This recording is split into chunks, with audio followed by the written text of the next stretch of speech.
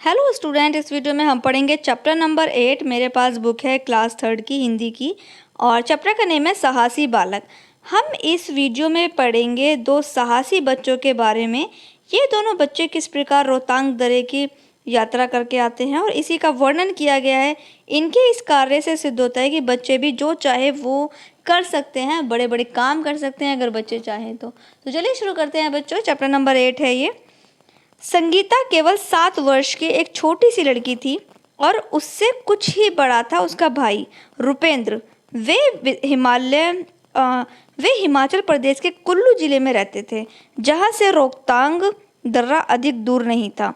13,000 feet से ऊंचा रोहतांग दर्रा बर्फ से ढका हुआ, जहां बर्फीली आंधियां चलती थीं। बड़े बड़े साहसी और सूरमा भी उधर जाने से घबराते थे। सभी लोग कहते रोहतांग दर्रा खतरनाक है, पर संगीता और रुपेंद्र के लिए वह घर जैसा ही था।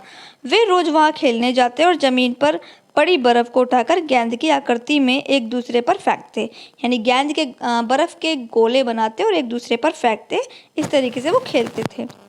सब और उनकी मीठी खिलखिलाहटें बिखर जाती। यह उनका रोज का प्रिय खेल था। एक दिन संगीता बोली, भैया क्या हम रोहतांग दर्रा पार कर सकते हैं?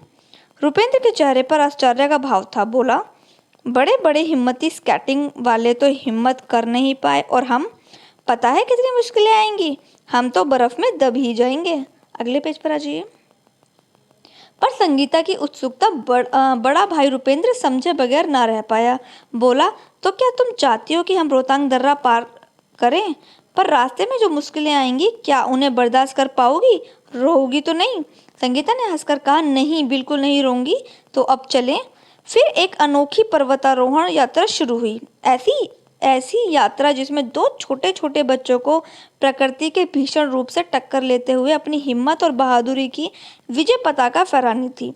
दोनों बर्फ पर फिसलने का खेल खेलते हुए खेलते खेलते चल पड़े। कुछ मील तक तो पता ही नहीं चला, क्योंकि यहाँ तक तो वैसे ही घूमने चले आते थे, उछलते कूदते हंसते खिलखिलाते हुए बर्फ के खेल खेलते थे। लेकिन जैसे जैसे आगे बढ़े, उनका धैर्य की परीक्षा शुरू हो गई। मौसम ठंडा था, लेकिन जैसे जैसे आगे बढ़े उनके धैर्य की परीक्षा शुरू हो गई। मौसम ठंडा था, हवा में इतनी ठंडक थी कि लगता था खून तक जम रहा है। चलते चलते वे रोहतांग दर्रे के एकदम बीच में आ पहुंचे। सब और बर्फ ही बर्फ, मानो पूरी दुनिया बर्फ में समा गई हो। बीच में तेज हवा और आंधी चलती तो दोनों को लगता कि वे तिनके की तरह इस आंधी में उड़ जाएंगे और फिर कभी वापस घर नहीं लौट पाएंगे। प्रकृति की तूफानी थपेड़ों से टकराते हुए दोनों इन पर्वतारोही अपनी अनोखी यात्रा पर बढ़ते रहे। आखिर वह दिन आ भी गया जब अपनी खतरों से भरी यात्रा पूरी करके वे रोहतांग दर्रे के बाहर आए। वहां सबको अपनी इस रोमांचक साहस कथा के बारे में सुनाया। पहले तो लोग भौचक्के रह गए, यानी बहुत ज़्यादा उन्हें शौक लग गया कि भाई ये बच्चे कैसे रोहतांग दर्रा की यात्रा करके आ सकते हैं।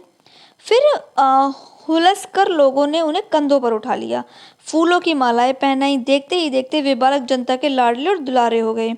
उनकी यह साहस कथा दूर दूर तक फैली और फिर उन्हें वीरता का पुरस्कार मिला। जो जो उनकी साहस कथा सुनता, दांतों तले उंगली दबा लेता। पर संगीता और रुपेंद्र हंसकर कहते, हमें बर्फ से प्यार है, तो फिर भला हम बर्फीले आंधियों की क्या परवाह करते। हम चाहते हैं कि सभी बच्चे बहादुर बने, ताकि कोई यह ना कह सके कि बच्चे बड़ा काम नहीं कर सकते। बहुत ही अच्छा चैप्टर था। तो बच्चों, आप भी बड़े बड़े काम कर सकते हो। अगर आपने मन में ठान ली है तो आप भी बड़े बड़े काम कर सकते हो, और मुसीबतों से डरना बिल्कुल भी नहीं है, क्योंकि इस चैप्टर में यही बताया हुआ है कि अगर आप मन में कुछ भी ठान लेते हो तो आप कितने भी बड़े काम हो वो उसमें सफल हो जाओगे, और वो आप जितनी भी मुसीबतें हैं वो सब पार कर लोगे। तो यहाँ पर बच्चों हो गया ये चैप्टर कंप्लीट। इसके बाद है इसके शब्दार्थ, जो कि आपको नोटबुक में करनी है। इसके बाद नेक्स्ट पेज पर आ जाइए।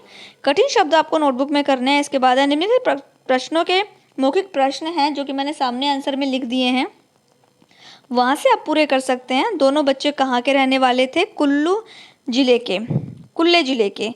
क्या रोहतांग दर्रे को पार करना आसान था? नहीं। दोनों नन्हे पर्वतारोहियों को किस तरह की कठिनाई सहनी पड़ी? बर्फ की आंधियों की, तूफानों के थपेड़ों की जैसे। दोनों नन्हे पर्वतारोही को ओके, दोनों बच्चों को कौन सा पुरस्कार मिला? वीरता का राष्ट्रीय पुरस्कार। इसके बाद है सही विकल्प मैंने टिक कर दिए हैं, खाली स्थान भी मैंने टिक फिल कर दिए हैं, नंबर डाल दिए, आप फिल कर लीजिएगा। अगले पेज पर आ जाइए। सही कथन भी मैंने फिल कर दिए हैं। इसके बाद है निम्नलिखित प्रश्नों के उत्तर दीजिए। तो ये प्रश्नों के उत्तर आपको बराबर वाले पेज से नोट करने होंगे, मैंने वहाँ पर नोट किए हुए हैं। ये सबसे लास्ट वाला पेज है जो मैंने नोट किया है। इसके बाद है हमारा व्याकरण बोध, जिसमें विशेषणों पर गोला लगाना है। मैंने सर्कल बना दिया है, अब भी सर्कल बना लीजिएगा। इसके बाद है अशुद्ध वाक्यों को शुद्ध करके दोबारा लिखना है। थर्ड पे है निम्नलिखित वाक्यों में सर्वनाम शब्दों पर रेखांकित करना है। मैंने गोला बना दिया है, लेकिन आप रेखांकित कर लीजिएगा, मतलब लाइन बना लीजिएगा। और उसके बाद है फोर्थ पर भी मैंने फिल कर दिया है। 5 पर दिए हुए हैं शब्दों के अर्थ भी मैंने फिल कर दिए हैं। उसके बाद वाक्य हैं, और वाक्य भी मैंने फिल कर दिए हैं, अपनी तरफ से बना दिए हैं। उसके बाद नेक्स्ट पेज पर है, नेक्स्ट पेज पर देखिए, जो सबसे लास्ट में आपको दिया हुआ है, एक यहाँ पर एक्टिविटी दी हुई है, जिसमें आपको खुद से पढ़ना है और खुद बताना है कि कौन से काम आपको अच्छे लगते हैं, पसंदीदा काम है, और कौन से ख़राब काम लगते हैं। पसंदीदा काम है तो स्माइली फेस करना है, ड्रॉ करना है, और अगर आपके पसंद के काम नहीं है तो सैड फेस ड्रॉ करना है। तो ये आप खुद से कर लीजिएगा। यहाँ पर ये चैप्टर हो गया कंप्लीट। आने वाली नेक्स्ट वीडियो में हम चैप्टर नंबर 9 को पढ़ेंगे। और सभी बच्चे अपना वर्क पूरा कर लीजिएगा, क्योंकि सारे सब्जेक्ट के सल्यूशन की वीडियोस मैंने बनाई हुई है, वीडियोस जिसमें मैंने सल्यूशन भी दिए हुए हैं। लिंक आपको डिस्क्रिप्शन बॉक्स में मिल जाएगा, और प्लेलिस्ट भी चेक कर लीजिएगा। दूसरी क्लासेस की वीडियोस भी आपको सेपरेट मिल जाएंगी, आप चेक कर लीजिएगा। कोई भी प्रॉब्लम होती है, अगर कोई समझ में नहीं आता है तो आप मुझे कमेंट करके भी बता सकते हैं। वीडियो को लाइक करना मत भूलिएगा, और बच्चों को भी शेयर कीजिएगा। Watch more videos, like, share and subscribe.